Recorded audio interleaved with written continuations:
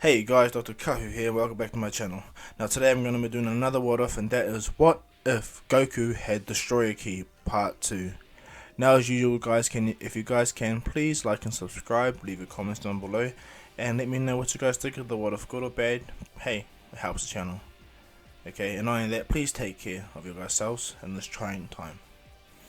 But without further ado guys, let's get into this next part of this what if, and that is what if Goku had Destroyer Key Part 2. Now let's begin. Short side note upon before we start.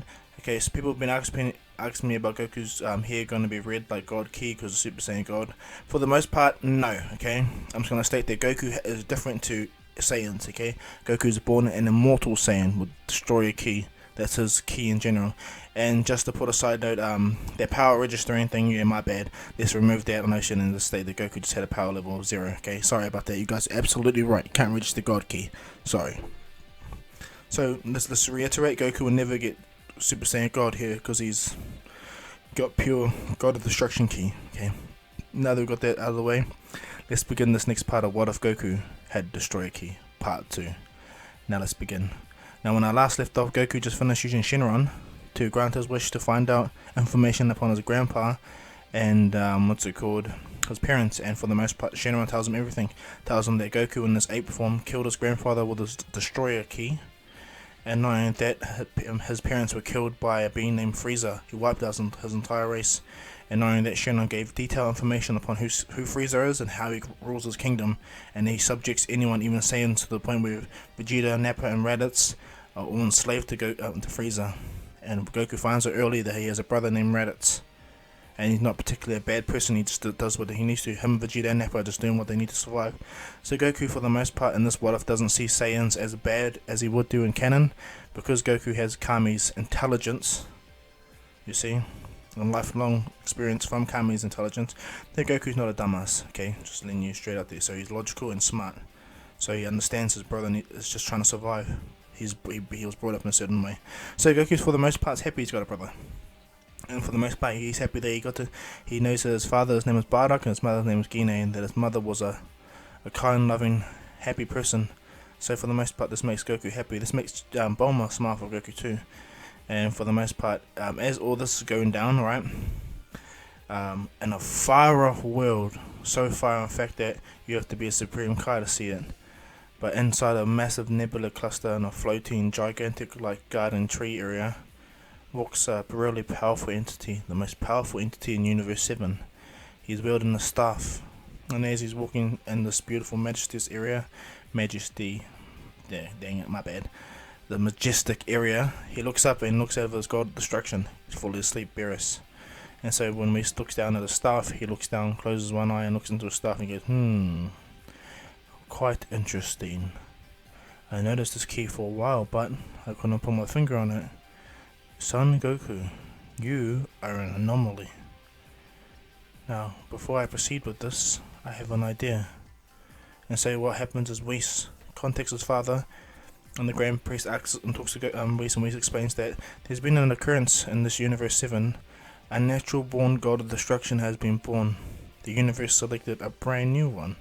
Now for the most part this one is young and inexperienced, but he has far greater potential than any god of destruction I have ever seen. And the Grand Master he's impressed, and he goes, even at this level right now, he surpasses nearly every mortal in the universe. Save it, Lord Beerus, and he's only a young child. And for the most part the Grand Priest is interested, and he goes, maybe I can train him eventually to replace Lord Beerus.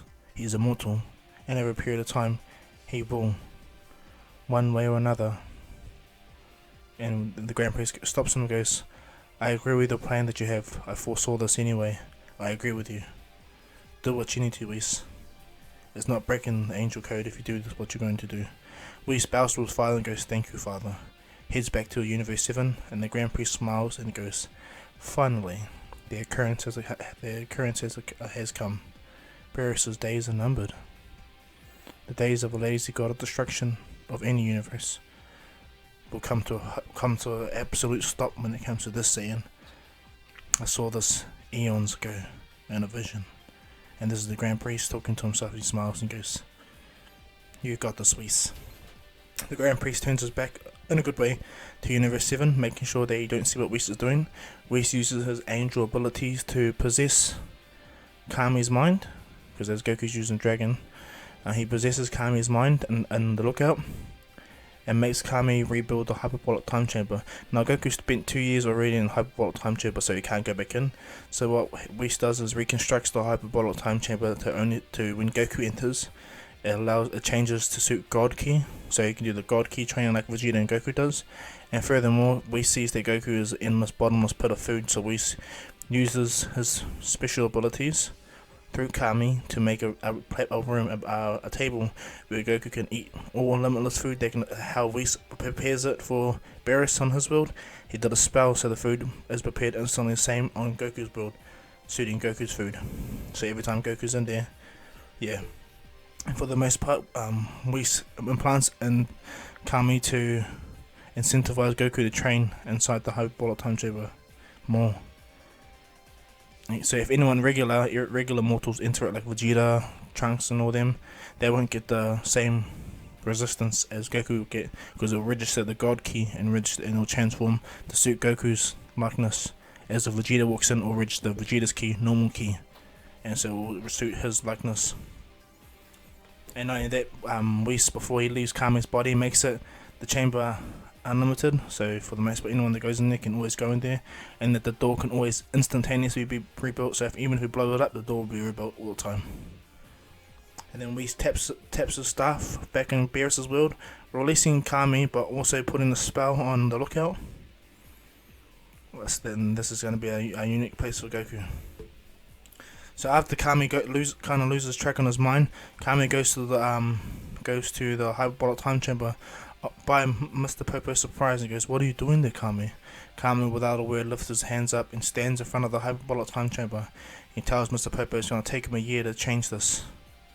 So in the meantime, Mr. Popo, please tend to Goku. Train him to meditate more and focus inward of his energy.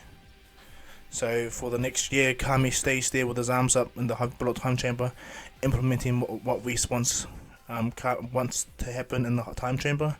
And for the most part, it goes by, the year goes by, King Piccolo is released, and for the most part everything happens down Earth roughly the same, because Goku really don't mess with human affairs. He just interacts more with Krillin, and he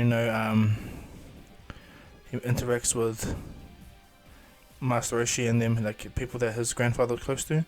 And knowing that he interacts with Bulma a lot, to the point where he looks at Bulma and says, "Yo," in his mind logically that she's a worthy mate. And because, as I said, Goku spent 2 years in the hyperbolic time chamber and his Kami's wisdom, he's very bright, okay? So, when Goku proposes, and not marriage, but he proposes the date with Bulma, Bulma instantly takes it up. She's so excited. And just let you remind you, Goku's roughly around the Cell Saga Gohan height in age. And Goku's got like a god of destruction, a real fit body, like how Goku does, like how Beerus does, his fit body. Goku's in that super lean state, but his hair's black and his tail's grown back. And so for the most part, Goku visits Bulma often throughout their whole entire year, and Goku just ponders everything. Now, when King Piccolo gets released, he tries to get the Dragon Balls and even the Red Ribbon Army. All the situations happening all at once, so King Piccolo's demons and the Red Ribbon Army are fighting, until Kami contacts Goku and asks for him to settle it. And Goku, for the most part, wants to find the Dragon Balls too, so he can ask questions upon what his unique power. And so for the most part, while the year is still going past and Kami's still fixing the chamber to suit Goku, Goku goes and pretty much wipes out the Red Ribbon Army, pretty similar to canon, and he wipes out King Piccolo's army at the same time. All of this is happening quite early because of Goku's superpowers and interference. Now, when Goku fights King Piccolo, because Goku knows Kami's predicament with King Piccolo, Goku looks at King Piccolo, he wipes out all of his army, and King Piccolo just stays to Goku. "Kill me, you kill Kami," and Goku goes, "Well, we can't have that." He grabs a special thing that's in his pocket, and he knew it will come in handy because he has Kami's knowledge. He just knows how to do this stuff. He puts the vial down, and when King Piccolo sees this, he tries to run, and the Goku does the mouth bar and seals King Piccolo, in it properly and holds him in place. So there's going to be no Piccolo, guys. I'm afraid to say. And this shocks Kami. Kami's at the lookout, like, yes, finally. And he's happy. He's like, yes, I'm making the right choice. Now Goku understands Kami's choice that he wants Goku to become Guardian. Goku's like, nah, I have an idea. And Goku kind of laughs to himself, like, I got an idea. So Goku goes to Bulma and asks for a Dragon Raider again. So that's the reason why he goes to the Red Ribbon Army and Piccolo. And when he has all the Dragon Balls, he makes a wish, and this wish is gonna annoy Kami forever. Okay, Goku wishes, Shenron, I have a unique request, and if I word it correctly, it will go the way I hope. And Shenron goes, explain. I wish for you to give Kami an immortal young body. And this shocks Kami, because he can sense what Goku's doing. Like, no, that. And then what happens is Shenron goes, luckily you worded your words right, Goku. Your wish is granted. And then what happens is Kami, as he's making the chamber, he gets into his body goes young, pretty much how King Piccolo does, makes his body young. But Kami, for the most part, turns into like a Piccolo body, the Dragon Ball Z Piccolo body. And not only that, it's immortal, and Kami knows that. Pisses him off. That Goku did that. Goku knew his plan for Kami to be replaced. But it makes it easy for Kami to finish the chamber instantly, because of this newfound revitalization. And for the most part, Goku gets told by Kami to train in this chamber. Now, let's just say I'm going to do, because Piccolo's not here, the 5-year time skip, but sorry, the 8-year time skip from where Piccolo grew up, because Piccolo's not around, so he got taken out, so the 3 years of him didn't exist. Goku, pretty much for the 8 years up until Raditz comes, Goku lives on the lookout and with Bulma, and for the most part they're in a relationship. Capsule Corp is so much better with the technology that Goku gave with the Saiyan ship intact, and so for the most part Bulma has retrofitted all the technology, deciphered all the star charts of Frieza and all that stuff. So Bulma, for the most part, she's smart. They even have super fast ships like the one that her dad built in Capsule Corp, and they have gravity chambers and healing chambers. So for the most part, the Capsule Corp takes off massively, and their technology is everywhere. There's healing chambers in hospitals now, everywhere. So for the most part, the human race is gonna really thrive in a good way. And Bulma, for the most part, and Goku get married within their 8 years. And they have 2 sons, okay? They have 2 sons. Now, Goku has, because it's not Chi-Chi, he has a son, and it is still Gohan, but he looks more like Goten with black hair. And the other son is Trunks, and he looks exactly like how Bulma, how the Trunks in canon does, but it's Goku's son, okay? And for the most part, they are both scholars and fighters. They are born with normal ki, not God ki, okay? And but they are massive ki, like they are really powerful for Saiyans. Even though they don't have God ki, they are super high potential, like Broly potential. And Goku, for the most part, has trained for 8 years in those chambers, learning how to control his ki, to the point where he is stupid, ridiculously powerful as, and we watched him the whole time smiling. And up until the point where Raditz came to Earth. Now, let's cut back to Raditz's story 5 years prior. Now, Raditz, for the most part, when he grew up with Bardock pushed Raditz hard to be stronger, because his brother was super weak in the scouted predetermined. So Raditz, for the most part, before leaving with Prince Vegeta, he was at least 3 times stronger. And not only that, Raditz realizing training, getting them stronger that way, made them stronger. So for the most part, Raditz and Vegeta, at first it was really hard for Vegeta, because Vegeta just beat Raditz down. But once Raditz kept healing, getting stronger, Vegeta started to take the value of Raditz even more. And not only that, Raditz knew all the technology really well, so he could pull everything apart and fix some of that stuff. So for the 5 years straight, Raditz put that training in hardcore. He surpassed Nappa easy as, and not only that, Raditz power level for the most part is enormous. Even Nappa's, everyone gained massive gains thanks to Raditz being stronger. Vegeta has a power level of 21,000. Raditz has a power level of 12,000. Nappa has a power level of 10,000. Now Nappa doesn't care that he's weaker than Raditz. It annoys him kind of, but he makes him happy that he's stronger than King Vegeta. And Vegeta's absolutely strong. So when Raditz, when it comes to after 5 years, Goku's visiting Kami, everyone. Raditz still comes to Earth after Vegeta letting him go. Vegeta, for the most part, has a new worth for Raditz, of absolute special value in a sense, seeing that Raditz became so strong. So Vegeta in this water values Raditz as a council member, just like how he did with Nappa, but there's more respect to be had with everyone. And so what happens is when Raditz goes to Earth, Goku can sense a key approaching, and for the most part it's pretty big for anyone that's around, because there will no Piccolo or Tenshin all in that stuff. So for the most part, Earth is pretty jazzed. Like him and his sons are the strongest people on the planet pretty much. Kami's young and really fit, and he holds King Piccolo's vial as a necklace around all the time. And so for the most part, Kami is really strong. He even upgraded the Dragon Balls.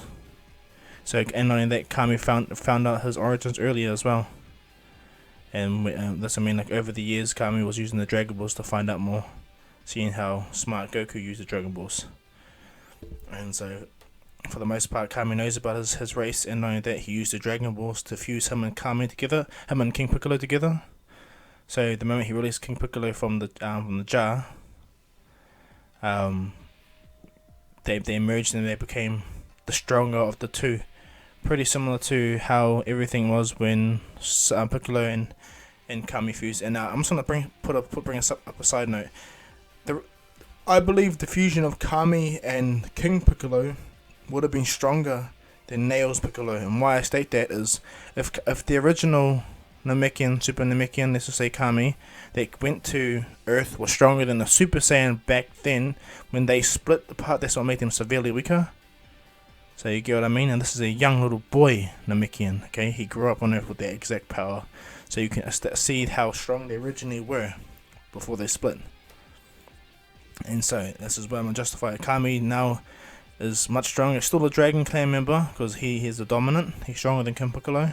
So the Dragon Ball still activated, and they have like at least 2 wishes like Namekians. So Kami knows he's a Namekian, and he's much stronger. Goku, for the most part, is way stronger, and he understands that he has Destroyer Key. And everything he's been, like the room that he's training in is something else. He trains hardcore and non-stop.